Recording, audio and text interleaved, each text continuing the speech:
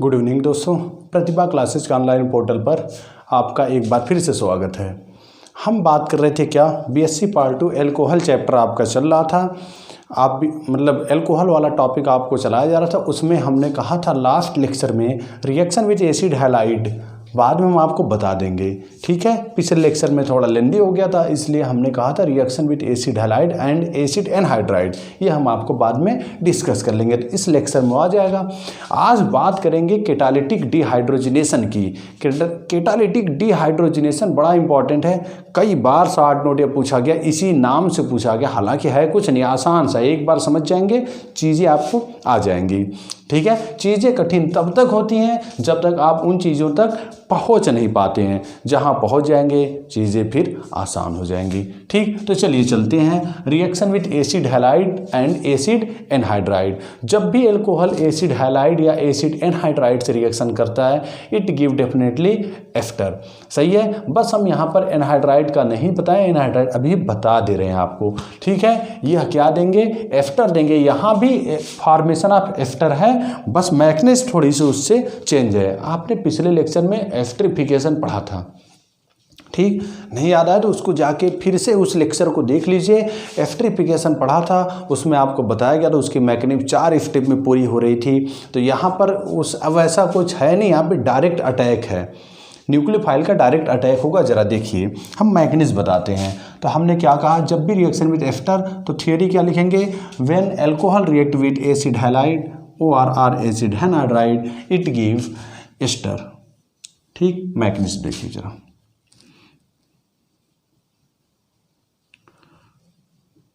Mechanism देखिए। Alcohol लिया हमने C2H5OH और प्लस क्या ले लिया, CH3COCl, ठीक है। ये ले लिया। होगा क्या, सबसे पहले ऑक्सीजन के पास लोन पेयर है, यह लोन पेयर यहाँ अटैक करेगा, क्योंकि आप जानते हैं carbonyl carbon behave as a electrophilic in nature and alcoholic oxygen behave as nucleophilic in nature. तो यहाँ पर तुरंत जैसे रिएक्शन आगे बढ़ेगी, देखिए हुआ क्या, एक ही स्टेप में बता दे रहे हैं सब कंबाइन करके। C2H5OH C, यहाँ पे क्या ले लेते हैं, CH3 ऊपर कर लिया, O-Cl, इस ऑक्सीजन के ऊपर क्या चार्ज आ गया, प्लस चार्ज आ गया, ठीक। जरा देख लीजिए एक बार ध्यान से, देखिए क्या आया, यह C+ और O- हो जाएगा, तो C+ पे कौन जोड़ा, ऑक्सीजन। अब प्लस किसके ऊपर आएगा, ऑक्सीजन। देखिए ऑक्सीजन के ऊपर प्लस, उसका हाइड्रोजन यहीं पर है, C न्यूट्रल क्योंकि 4 बॉन्ड है, और यह ऑक्सीजन माइनस चार्ज लिया हुआ है, ठीक। अब जरा यहीं से आगे बढ़ते हैं, या तो इसी को अगला स्टेप बना के चलिए। अब तुरंत क्या होगा, यहाँ पर जैसे यह वापस अटैक करेगा, एक मिनट, हाँ, जैसे वापस अटैक करेगा, यह Cl- रिमूव हो जाएगा। वापस अटैक करने पे देखिए बना क्या, C2H5OH positive charge, C double bond O CH3, क्या निकला, प्लस Cl- निकल गया। अब यही Cl- तुरंत क्या कर लेगा, यहां पर अटैक कर लेगा हाइड्रोजन पर, और क्या रिमूव हो जाएंगे, -HCl हो गया, और देखिए HCl और प्लस CH3CO C2H5 लिख लें, CH3CO C2H5 एस्टर बन गया, ठीक है। फिर से देख लीजिए मैकेनिज्म। हमने कहा एल्कोहलिक ऑक्सीजन जो है वह न्यूक्लियोफिलिक इन नेचर है, जबकि यह क्या इलेक्ट्रोफिलिक इन नेचर है। तो न्यूक्लियोफाइल इलेक्ट्रोफाइल पर अटैक कर लिया, अटैक करने के बाद यह कंबाइन हो गए ऑक्सीजन के ऊपर पॉजिटिव चार्ज। बस यही चार्ज का आदान प्रदान आपको समझना है मैकेनिज्म में। अगर यही चीज़ें आ गई तो मैकेनिज्म आसान सी होगी, बस ऐसे देखते रहेंगे आप। देखिए तो यहाँ पर इसके ऊपर प्लस, ऑक्सीजन के ऊपर माइनस, जैसे वापस अटैक करेगा Cl क्या लिविंग ग्रुप है, यह मत कहना फिर से तोड़ दें। अरे फिर से इसको तोड़ोगे तो अभी तो बॉन्ड बना, वही रिएक्शन वापस चली जाएगी। ठीक है, तो Cl माइनस निकलेगा, Cl माइनस जैसे निकलेगी इस हाइड्रोजन को ले जाएगा। क्यों? क्योंकि इस ऑक्सीजन के ऊपर प्लस है और यह बॉन्ड तो अभी भी बना, यह टूटेगा नहीं, यह मजबूत है इससे, तो फिर यही सबसे वीक है, यह टूट जाएगा। टूटते Cl के साथ निकल गया और क्या बन गया, एस्टर बन गया। ठीक है, अभी एनहाइड्राइड दिखा दिया जा रहा है आपको। बस यहीं पर हमें क्या कर लें, एनहाइड्राइड लिख लीजिए। नहीं, एक साथ गड़बड़ हो जाएगा। एक बार आप एनहाइड्राइड की प्रैक्टिस कीजिएगा। एनहाइड्राइड मतलब क्या हो गया, यहीं पे अगर हम फिर से लगा दें C डबल बॉन्ड CH3। हाँ, मैं समझा दे रहा हूँ, आप प्रैक्टिस करिएगा, वही बेहतर होगा। तो जैसे यहाँ पर फिर से क्या बन जाएंगे, C डबल बॉन्ड CH3, या टूट गया। टूटने के बाद अब यहाँ पे कौन खींचने वाला काम करेगा, CH3 C double bond O minus. बस यहाँ पर क्या, एक मिनट, यहाँ पर यह Cl निकला तो वहाँ पे क्या निकल जाएगा, CH3 COOH। अब भी बनेगा एस्टर, लेकिन एसिड के साथ। ठीक है, तो एक बार आप प्रैक्टिस कीजिएगा, नहीं आएगा तो फिर आप बताइएगा, बता देंगे तो फिर मैं क्या करूँगा, उसको फिर से मैकेनिज्म करके दिखा दूँगा। देख लीजिए, वैसे है एनहाइड्राइड, सेम वही प्रोसेस हो रही है, यह रिमूव हो जाएगा। थोड़ा सा आपको ज़्यादा घौज मौज लग रहा है ना, लेकिन परेशान नहीं हो गया, आप रब पर कीजिएगा। जैसे रब पर करेंगे तो आपको समझ में आ जाएगा फिर, हाँ कि कैसे हो रहा है, एकदम क्लियर दिखेगा आपको। ठीक, चलिए मैकेनिज्म हो गया आपकी एसिड हैलाइड और एसिड एनहाइड्राइड से। अब बात करते हैं इंपॉर्टेंट टर्म, क्या शॉर्ट नोट पूछा था, कैटालिटिक डिहाइड्रेशन, डिहाइड्रोजिनेशन। नाम से ही क्लियर दिख रहा है क्या, कैटालिटिक डिहाइड्रोजिनेशन मतलब डिहाइड्रोजिनेशन का मीन्स क्या होता है, रिमूवल ऑफ, बोलिए, रिमूवल ऑफ H2, हाइड्रोजन का निकलना, हाइड्रोजन मॉलिक्यूल का निकलना डिहाइड्रोजिनेशन कहलाता है। और कैटालिटिक डिहाइड्रोजिनेशन का मतलब कोई ऐसा कैटालिस्ट तो होगा जिसके प्रेजेंस में हाइड्रोजन रिमूव कर रहा है। ठीक है, तो वही कहा गया है, जब भी एल्कोहल, एक चीज़ और, इस पर शॉर्ट नोट पूछेगा तो लगभग एक पेज की तो थियरी हो जाती है इस पर। कैटालिटिक डिहाइड्रोजिनेशन कराने के लिए अल्फा हाइड्रोजन का होना अनिवार्य है। सुन रहे हैं, अनिवार्य है। जहाँ पर अल्फा हाइड्रोजन नहीं होगा वहाँ पे कैटालिटिक डिहाइड्रोजिनेशन नहीं होगा। कुछ याद आया पिछले लेक्चर की बातें? बिल्कुल, ऑक्सीडेशन में हमने यही किया था। तो कैटालिटिक डिहाइड्रोजिनेशन वहीं होगा जहाँ पे अल्फा हाइड्रोजन होंगे। If no alpha hydrogen containing alcohol then there are no any catalytic dehydrogenation. वहाँ पे कोई कैटालिटिक डिहाइड्रोजिनेशन भाग नहीं लेगा। अगर अल्फा हाइड्रोजन है तब भी कैटालिटिक डिहाइड्रोजिनेशन भाग लेगा, नहीं तो नहीं लेगा। तो ज़रा देखिए, कॉपर कैटालिस्ट है, 300 डिग्री सेल्सियस पर क्या करेंगे, ट्रीट करेंगे, इसको हीट कर देंगे। हीट करते क्या बनेगा, देखिए यहाँ का एक हाइड्रोजन अगर हम आपको दिखा पाएं, यह तो केवल हाइड्रोजन रिमूव हुए हैं। देख लीजिए, दोनों H2 निकल गए और क्या बन गया, RC double bond OH, aldehyde. यहां जरा देखिए,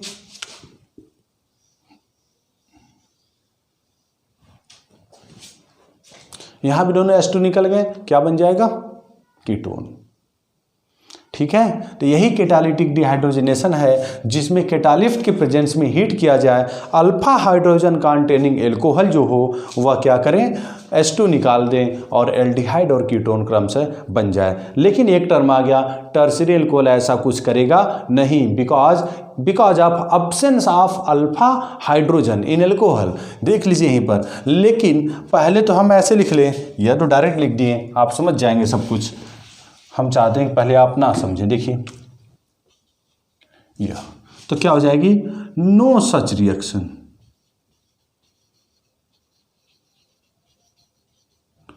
no such reaction. No reaction भी लिख सकते थे, कुछ लोग कहेंगे कि बड़ा काबिल बने, सच रिएक्शन। ये सच क्यों लिखा गया है, क्योंकि ऐसा इसलिए किया गया है क्योंकि ऊपर वाला वैसा रिएक्शन, उपरोक्त जैसा रिएक्शन दिया था ना, वैसा रिएक्शन नहीं होगा। मतलब रिएक्शन होगा लेकिन इस प्रकार का रिएक्शन होगा, किसी और प्रकार का होगा, जबकि ऑक्सीडेशन में ऐसा नहीं था, वहां पे ऑक्सीडेशन हो ही नहीं रहा था। यहाँ पर कॉपर और 300 डिग्री सेल्सियस टेम्परेचर पर कुछ ना कुछ रिएक्शन जरूर होगी, लेकिन यह रिएक्शन नहीं होगी। सही है, डिहाइड्रोजनेशन नहीं होगा। अब जरा देखिए क्या होगा, तो वह तभी पता चलेगा जब आर की वैल्यू हम कुछ रखेंगे। तो मान लिया हमने क्या लिया, टर्शियरी अल्कोहल। इंपॉर्टेंट है भाई, ये देखिए इंपॉर्टेंट। यहां पर हम क्या ले लें, CH3 या OH। अब जरा देखिए यहां पर अल्फा हाइड्रोजन है, ठीक, अल्फा हाइड्रोजन यहाँ पर अल्फा हाइड्रोजन ये बीटा हाइड्रोजन है, या तो अल्फा हो गया या बीटा, Cu 300 डिग्री सेल्सियस। तो जरा हम CH3 को ऐसे लिख सकते हैं, हाँ बोल लीजिएगा, बैठे बैठे लिख सकते हैं। जैसे आप इसको हीट करेंगे ना इतने टेम्परेचर पर, वाटर वेपर बन के निकल जाएगा जी, वेपर फॉर्म में निकल जाएगा। ये देखिए जल निकल जाएगा यहीं से, और क्या बन जाएगा, RCr और डबल बॉन्ड CH2 और प्लस H2O। डिहाइड्रेशन प्रोसेस हुई, कौन सी process, dehydration process.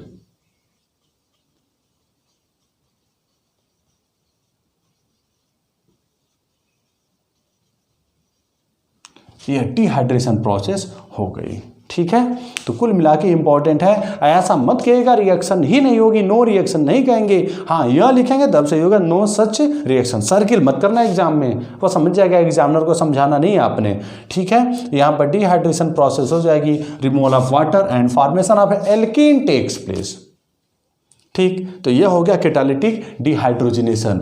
Dehydrogenation removal of water takes place in presence of copper catalyst at 300 degree Celsius temperature, ठीक है। Such molecule in which alcohol containing alpha hydrogen there will be catalytic dehydrogenation takes place, otherwise no any catalytic dehydrogenation takes place in such molecule where are no any alpha hydrogen present, ठीक है। जहाँ पे alpha hydrogen नहीं होंगे alcohol में, वहाँ पे ऐसा कुछ नहीं होगा, और जहाँ पे होंगे वहाँ पर कैटालिटिक डिहाइड्रोजनेशन होगा, ठीक है, ठीक। अब देखिए आगे नेक्स्ट,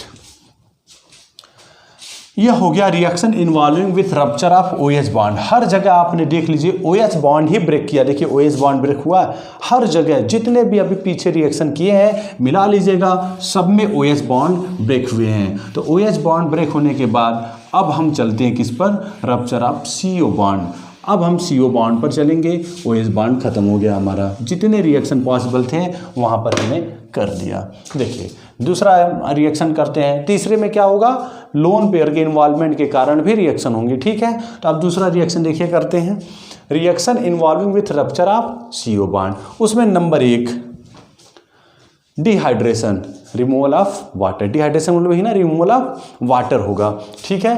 तो रिमूवल ऑफ वाटर यहाँ पर होगा, तो हम सीधा कर लेते हैं। देखिए आगे यहाँ पर जैसे हमने CH3 CF2OH लगाया, यह बन गया, चलो मैकेनिज्म इसी के बता देंगे। CH3 CH2OH concentrate F2SO4 sulphuric अम्ल के प्रेजेंस में अगर आपने ट्रीट किया, इट गिव एल्कीन और डिहाइड्रेशन टेक्स प्लेस। मतलब एल्कोहल जब भी कंसंट्रेट F2SO4 के साथ ट्रीट करेंगे, एल्कीन देगा और वाटर रिमूव हो जाएगा। सेकेंड वन बस यहाँ पे क्या हो जाएगा, सेटजेफ हाफ मान है जी, more substituted alkene less substituted alkene. तो according to Saytzeff rule, Saytzeff BSc part 1 पढ़े हैं ना, more substituted alkene will be major, सही है। तो वहाँ पर क्या कहा गया, सेटजेफ रूल अप्लाई कर देंगे। यहाँ पर भी है, दोनों के पास हाइड्रोजन है बगल में, तो यहाँ OH निकलेगा, यहाँ हाइड्रोजन भी निकल जाएगा, यहाँ भी निकल जाएगा, दोनों को निकाल करके चेक कर लीजिए कौन अप्लाई करे सेटजेफ।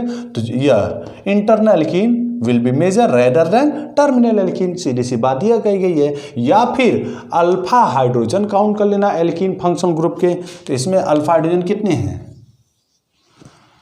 6, जबकि इसमें अल्फा हाइड्रोजन कितने हैं 2। ठीक है, और मेजर क्यों हुआ, मैकेनिज्म में आते हैं तब देखो इंटरेस्टिंग है, तब वहां मैकेनिज्म में पता चलेगा। मैकेनिज्म जरा देखिए यहां पर, सबसे पहले स्टेप फर्स्ट में HSO4 इक्विलिब्रियम का सिंबल यह टूट गया, किसमें H++ HSO4 माइनस में। स्टेप सेकेंड, तो H अटैक करे कहाँ करेगा, ऐसे नहीं, स्टेप सेकेंड में formation of carbon amine takes place.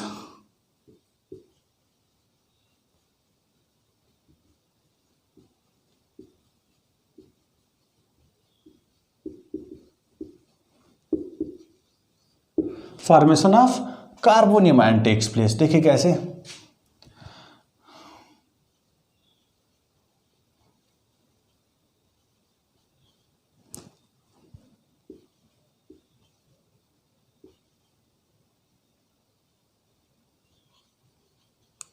और प्लस H+, यही ना।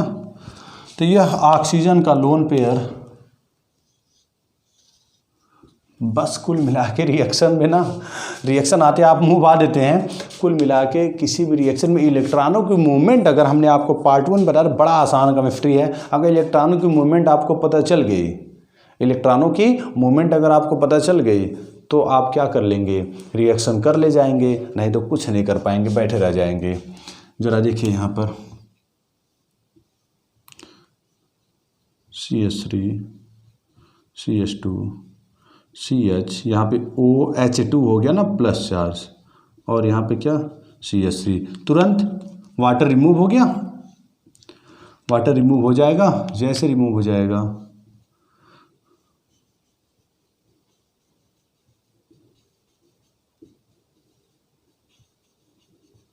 कार्बन एमाइन बन गया यही।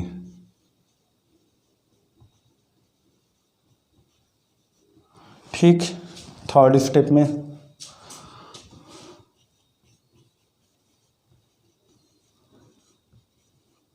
abstraction of H+ by conjugate base।